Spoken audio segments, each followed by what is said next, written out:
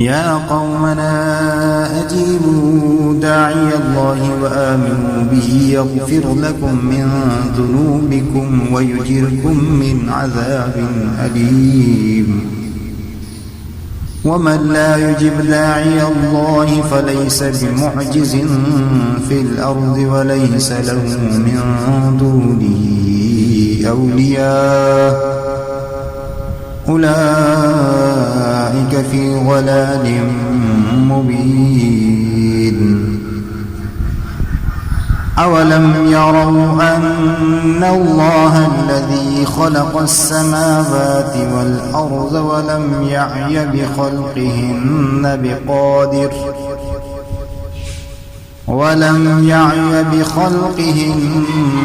بقادر على أن يحيي الموتى بلى إنه على كل شيء قدير.